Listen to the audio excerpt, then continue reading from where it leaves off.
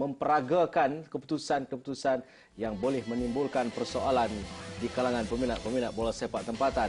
Ini antara rangkuman yang telah pun dihasilkan pada separuh masa yang pertama membabitkan jaringan Amri Yahya.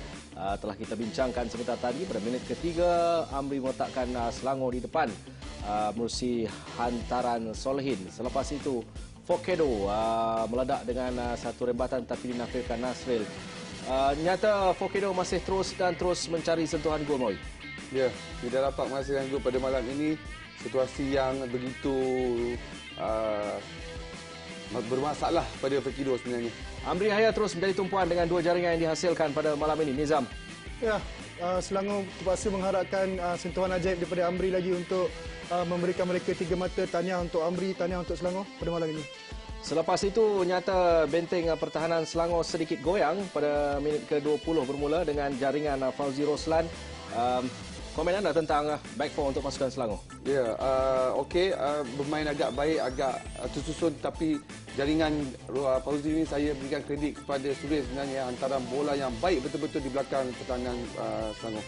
Selepas itu, lorongan Amri Yahya kepada Raimi juga dinafikan dengan tindakan bijak Nasri Nordin pada minit ke-37. Selepas itu, sepakan penalti terhasil yang dihasilkan untuk gol penyamaan bagi pasukan Pahang selepas tindakan yang dilakukan oleh pemain Selangor Farus Aziz ke atas Surin menyaksikan jaringan penalti terhasil untuk memberikan gol penyamaan bagi pasukan Pahang selepas itu dengan Razman tenang untuk menyudahkan sepakan penalti. Baik, bermula separuh masa yang kedua.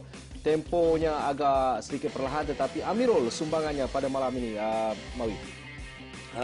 Dipilih selaku pemain terbaik pada malam ini. Berjaya membawa pasukan Pahang terutama di bahagian tengah mengemudi ataupun banyak menghalang pergerakan di tengah pasukan Selangor yang menyebabkan Pahang bermain baik juga pada malam ini. Raimi terlepas peluang dengan tindakan susulan pada minit ke-66 dan jaringan Azamuddin sejurus selepas itu dibatalkan ekoran offside. Kedudukan offside ini pada pengamatan Nizam. Kita terpaksa saya merasakan offside jaringan itu kerana sedikit mungkin sebahagian daripada badan Azamuddin telah pun buat dia dalam keadaan offside ketika bola menyentuh kepala di kedudukan ini. Okey, selepas itu Fokedo terus menjadi tumpuan kerana tindakan susulannya gagal lagi, bukan sedikit, jauh sebenarnya tersasar. Dan gol yang dinanti-nantikan oleh The Red Giants untuk saingan pada malam ini terhasil melalui super sub jaringan Ramzul, tindakan free header yang begitu tepat dan padu, Mawi.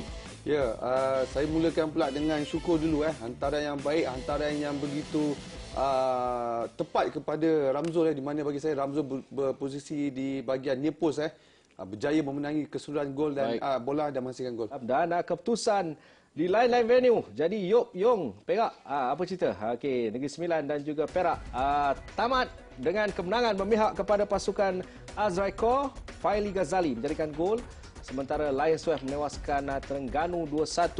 Untuk kita menyaksikan kedudukan carta Liga, beginilah Selangor melonjak ke kedudukan yang kedua, menghimpit pasukan Pahang, Lions, ATM, Selangor, PKNS dan juga Perak kembali di kedudukan yang boleh menarik nafas lega. Di kedudukan 7 sehingga 12, anda saksikan sendiri, anda buatlah rumusan sendiri bagaimana kedudukan pasukan masing-masing pada ketika ini. Dan jangan lupa untuk siaran langsung seterusnya kami akan bawakan pada Selasa nanti di Stadium Sultan Ismail Nasruddin Shah di Kuala Terengganu, saingan di sebelah petang. T-Team berdepan dengan Lions. Sementara pada 22 Januari, Perak dan juga Selangor yang akan berlangsung di Stadium TLDM Lumut 22 Januari nanti.